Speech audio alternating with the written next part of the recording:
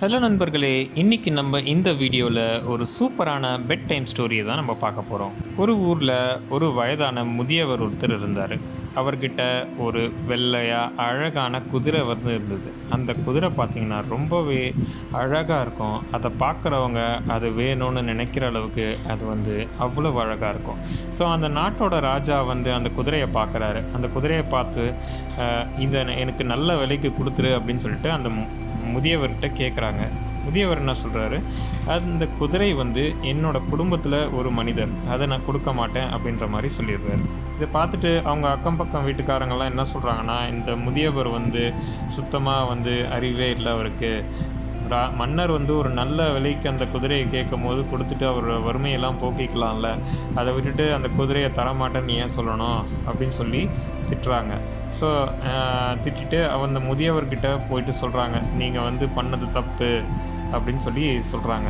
அதுக்கு அந்த முதியவர் எது சரி எது தவறு என்று யாருக்கு தெரியும், அவர் இறைவனுக்கே தெரியும் அப்படின்ற மாதிரி சொல்லிட்டு போயிடுறாரு. ஓகேங்களா? ஸோ இப்போ அந்த குதிரை அடுத்த நாள் காணாமல் போயிடுது. எங்கே போச்சுன்னே தெரில. ஊர் ஃபுல்லாக தேடியும் அந்த குதிரை அந்த முதியவருக்கு கிடைக்கல. ஸோ அப்போ அக்கம் பக்கம் வீட்டுக்காரங்களாம் என்ன சொல்கிறாங்கன்னா, நீங்கள் அந்த குதிரையை ராஜாக்கிட்டே கொடுத்துட்ருக்கலாம். நீங்கள் அந்த குதிரையை பாதுகாப்பாக வச்சுக்க முடியாது. உங்கள்கிட்ட அந்தளவுக்கு வசதி கிடையாது. நீங்கள் ஏமாந்துட்டீங்க. உங்களுக்கு இது ரொம்பவே துரதிர்ஷ்டமாக ஆகிப்போச்சு அப்படின்ற மாதிரி சொல்கிறாங்க. ஸோ அந்த பெரியவர் அப்போவும் என்ன சொல்கிறாருன்னா, எது சரி எது தவறு என்று நமக்கு தெரியாது, எல்லாம் இறைவனுக்கே தெரியும் அப்படின்னு சொல்லிட்டு போயிடுறாரு.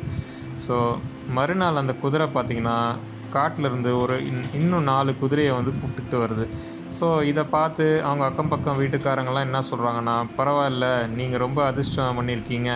ஸோ நீங்கள் உங்களுக்கு பார்த்தீங்கன்னா மேற்கொண்டு ஒரு 4 குதிரை கிடச்சிருக்கு. அதை லைட்டாக ட்ரெயின் பண்ணால் கூட நீங்கள் அதை நல்ல விலைக்கு விற்று அது மூலயமா அவங்க வறுமையை போக்கிக்கலாம் அப்படின்னு சொல்லி சொல்கிறாங்க. ஸோ இது நீங்கள் நல்லா சரியானது தான், நீங்கள் குதிரையை கொடுக்காதது சரிதான் அப்படின்ற மாதிரி சொல்கிறாங்க. ஸோ அப்போ அந்த முதியவர் சொல்கிறாரு, எது சரி எது தவறு என்று நமக்கு எப்படி தெரியும், எல்லாம் கடவுளுக்கு தான் தெரியும் அப்படின்னு சொல்லிட்டு போயிடுறாரு. ஸோ மறுநாள் பார்த்திங்கன்னா அந்த முதியவரோட பையன் அந்த குதிரையில் புதுதாக வந்த குதிரை மேலே ஏறி ஓட்ட முயற்சிக்கிறான். அப்போ அந்த குதிரை காட்டு மிராண்டித்தனமாக ஓடி கீழே விழுந்துடுறாரு அந்த பையன். ஸோ அவரோட கால் உடஞ்சி போகுது. ஸோ இதை பார்த்து அக்கம் பக்கம் வீட்டுக்காரங்களாம் என்ன சொல்கிறாங்கன்னா, இது ரொம்பவே துரதிர்ஷ்டம், உங்கள் பையனுக்கு கால் உடஞ்சி போச்சு புதுசாக வந்த குதிரைனால அப்படின்ற மாதிரி சொல்கிறாங்க. அதுக்கும் அந்த பெரியவர் என்ன சொல்கிறாருன்னா, எது சரி எது தவறு என்றது நம்ம தெரியாது, கடவுளுக்கு தான் தெரியும் அப்படின்னு சொல்லிடுறாரு. ஸோ இன்னும் கொஞ்ச நாள் போகுது. பார்த்திங்கன்னா இராணுவத்துலேருந்து வீட்டில் இருக்க இளைஞர்களை வலுக்கட்டாயமாக கூட்டிகிட்டு போகிறாங்க.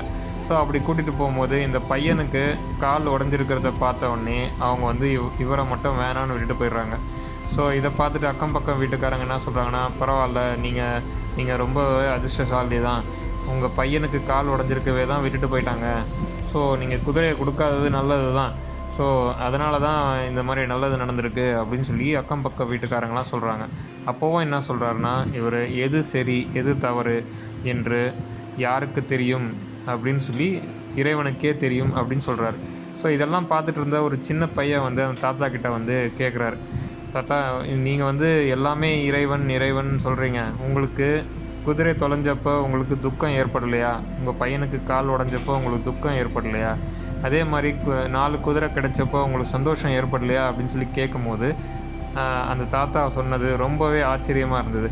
ஸோ அந்த தாத்தா என்ன சொன்னார்னா, எனக்கு எல்லாரும் போல் அந்த உணர்ச்சிகள் ஏற்பட்டுச்சு, ஆனால் அதை என் மனதுக்கு நான் கொண்டு போகல.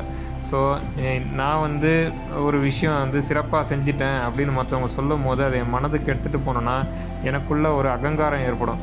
நான் தோத்துட்டேன்னு மற்றவங்க சொல்கிறத நான் ஏற்றுக்கிட்டேன்னா எனக்குள்ளே ஒரு தாழ்வு மனப்பானம் ஏற்படும். ஸோ இது ரெண்டுமே என் மனசுக்குள்ளே நான் போகாமல் பார்த்துக்கிட்டேன் அப்படின்னு சொன்னாராம்.